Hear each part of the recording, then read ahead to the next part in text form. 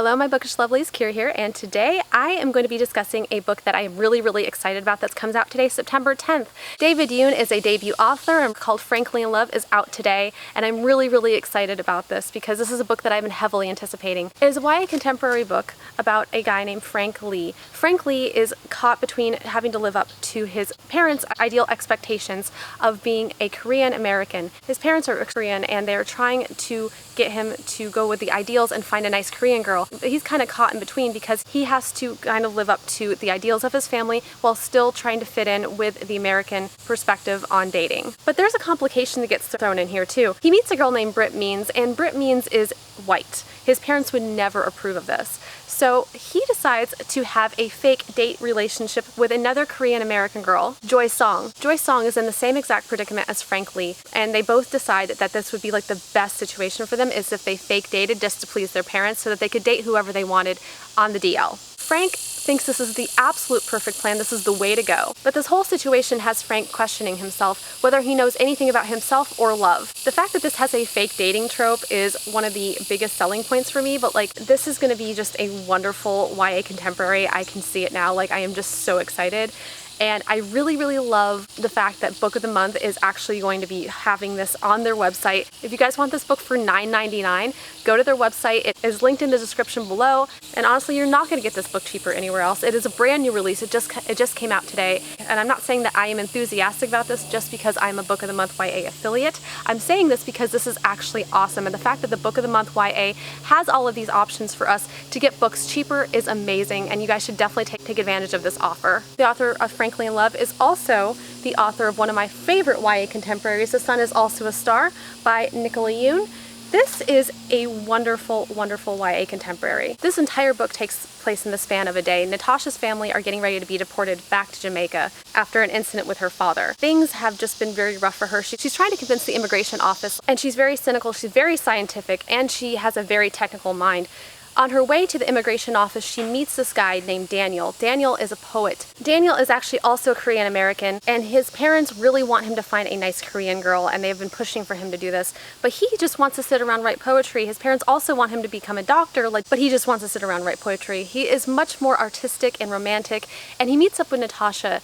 And this is kind of like two sides of the same coin. This book is incredible. This book takes place in the span of a day, and it does kind of have some insta-love, but it was done so well that I didn't even care about that. This is definitely one of my favorite books of all time, and honestly, like I can't get this book out of my head. I read it last year, and it's just been something that has definitely stuck with me.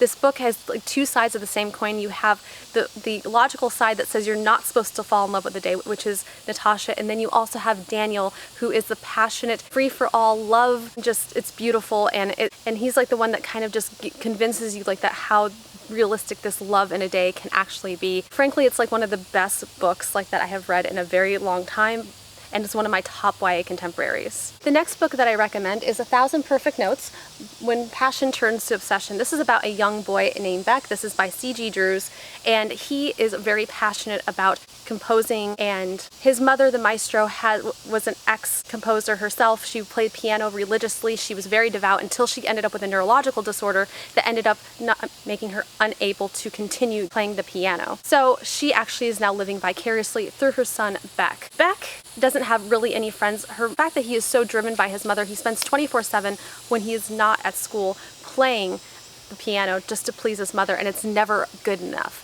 But he ends up meeting this girl, August, in a group project that actually just changes his life and everything. He ends up finding a home with her, and he ends up finding a friend, and he ends up finding love, and it's just such a beautiful story. This is another book that I really love as far as YA contemporary goes, and it actually is one of my favorites of all time. This book is very intense. It's got trigger warnings in it for child abuse, mental abuse, just a lot of things like just to be careful of, but like overall this book is one of the most beautiful books like that I've read, and it's one of my favorite YA contemporaries of all time. The next book that I recommend is This Song Will Save Your Life by Leela Sales. This book was one that I heard about from Books and Lala. I was really kind of curious about it. This book is about Elise. Elise has had a history of self-harm, so there is a trigger warning for that, and she does get bullied at school, so there is a trigger warning for that. But this book is about how she ends up finding her voice through music and ends up finding her home through through music. She gets lost for a while. She's trying to find her way in a sea of people that really don't allow her to stick out. She's just kind of a nobody. So she's trying to become her own person. This book was one of my all-time favorites. I loved everything about this. I flew through this book. It was amazing and incredible. Music allowed her to find her home. She became a DJ, and she ended up practicing night and day, and she found her passion. And that was one of the things like that made it such a beautiful thing, is that she found a way to deal with the things that in her life that really bothered her, and she did it through music.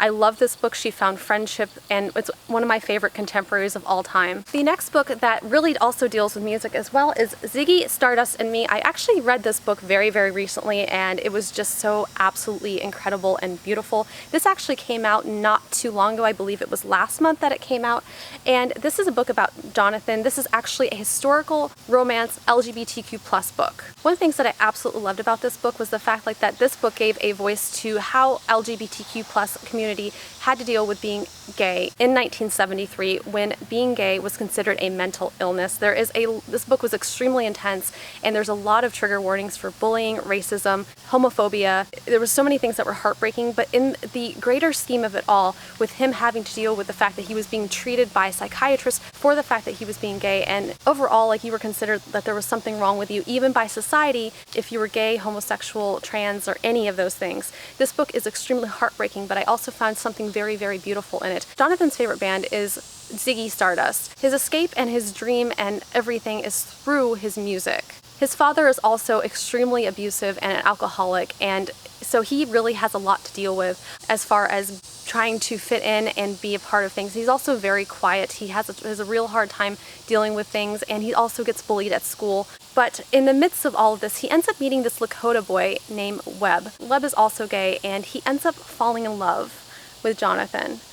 This book had so much escapism regarding music, but at the end of the day, they figured out how to love and be themselves. This book is one of my most favorite ones that I've read in a long time as far as YA. It's my most recent read as far as YA contemporary, and I absolutely love this book, and I highly, highly, highly recommend it. It was gorgeous. The last book that I'm going to mention that is one of my favorite YA contemporaries of all time is Eliza and Her Monsters. This book was really big on BookTube a few years ago, but it's kind of faded into the background of the BookTube community, and we don't really talk about it as much anymore. It was a very popular book back then because it deals a lot with this girl who writes fan fiction, and her fan fiction is titled Monstrous Sea. She is actually anonymous. Nobody knows that it's her who actually creates this. And so she is actually kind of dealing with it behind the scenes. This Monstrous Sea online is extremely popular. They have merchandise. They have a huge, huge following. People dress up as the characters from Monstrous Sea for Halloween. It is just a internet phenomenon, but nobody knows who it was. Eliza that created it. One day, she actually meets this guy named Wallace who had just moved to their school. Wallace, come to find out, is one of her biggest fanfic writers for Monstrous Sea, and she ends up creating this relationship with him, and all the while that he has no idea that she is the one who creates Monstrous Sea. But she is in awe because she met her #1 fan, basically, who writes the fan fiction for her webcomic. This really deals with being socially awkward and having to struggle on a day-to-day basis with fitting in and allowing yourself to take up space that you wouldn't feel like you were allowed to because, you're standing off to the side. But sometimes as being socially awkward, you do need to take a breather. That's one of the reasons why I love this book so much, because it wasn't just about her finding herself and finding who she is in the scheme of things with this webcomic, but it also really had a lot to do with her dealing with being socially awkward in a situation where it's hard to be an introvert in an extroverted world. So this is another book that I absolutely positively enjoyed, and I highly, highly recommend. These were my 5 favorite YA contemporaries of all time that I have read so far. I do recommend that you guys go pick up Frankly in Love by David Yoon. It sounds amazing, and I cannot wait to get my hands on it. Book of the Month does have it, like I said, for $9.99. Use the code GROW at checkout. There's a link linked in the description below. I hope you guys like this video, and if you guys like this video, hit the little like, hit subscribe, and hit the little bell icon if you guys want to receive emails every time I post. And as always, thank you so, so much for watching my channel, and I hope to see you guys again very soon.